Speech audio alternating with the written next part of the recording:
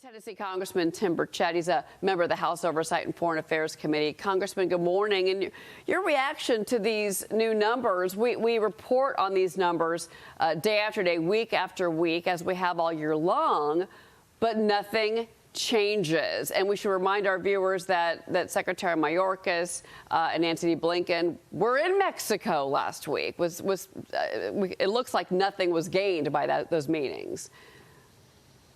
No, ma'am. They were basically being told what to do by Mexico. I guess my reaction to this is why is there no reaction from the White House? Why is Joe Biden just completely ignoring this? There's only two reasons, ma'am. Either they want total anarchy or they want total control by putting these people in our country and then getting them to the ballots, to the ballot box, of course, to vote. I think that's what a lot of this is about. And it's because the anarchy angle is self-fulfilling right now because it's just out of control. It's the billions of dollars that this is costing this country are just ridiculous. You know, they rushed $114 billion to Ukraine to protect their border between Russia, yet they won't spend 50 cents on our border. And now you're seeing all this influx. You've had over 8 million people in the last 3 years since Joe Biden took office. Man, that's the entire population of the great state of Tennessee where I reside. So it's a complete nightmare, and it is out of control. And this White House and the Democrats in Congress refuse to do anything about it. Yeah, well, because it might be politically not advantageous for them for 2024. Again, we are now officially in a presidential election year. Let's stay with the migrant crisis, because in California, Governor Newsom rung in the new year by offering free health care to more than 700,000 illegal migrants, those that are aged 26 to 49, despite the fact they've got a $68 billion deficit in that state. They've already been providing free health insurance to migrants under the age of 26 since 2019.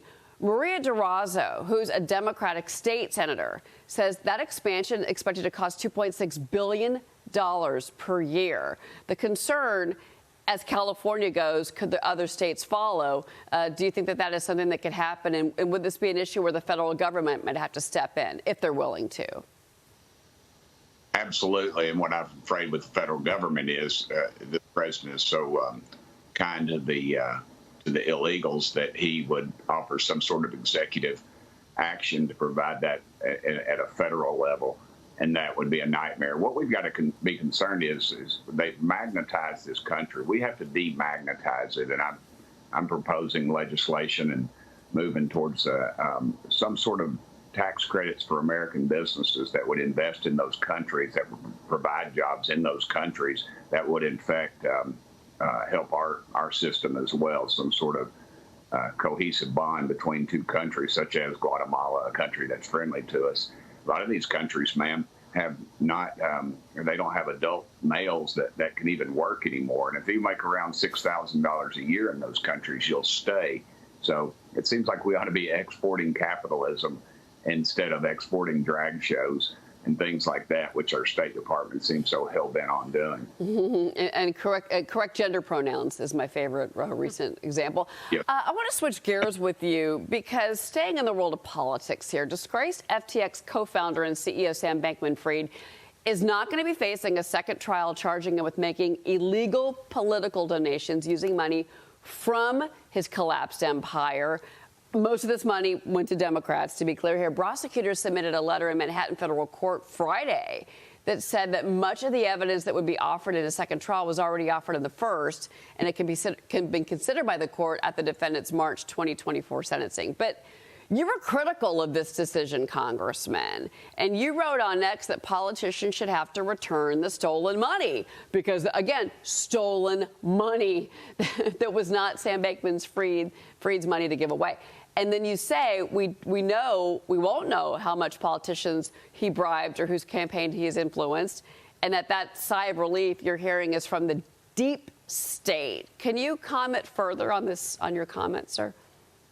Yes, ma'am. That was on my X account at Tim Burchett, actually, because what had happened was when the court stepped in and said there's not going to be any more further investigation, they were closing in on campaign accounts that were created through Sam Bankman-Fried's billions of dollars that he stole and that he will not be held accountable for. And those politicians who took that money will not be held accountable either. And it's both parties. We had Republicans apparently in our former leadership that what I was told used some of that money to go after conservative Republicans and to and live a lavish lifestyle. And so I think that the public has a right to know when they went after conservative Republicans in primaries to elect moderates. And they were not very successful, obviously, but we came into this year saying we're going to have about a 40-person lead, and now we're at about a 3-person lead. And so I think there are a lot of questions need to be asked and answered, and they won't be because our federal courts are obviously colluding with these politicians, or they're compromised themselves with some of this money.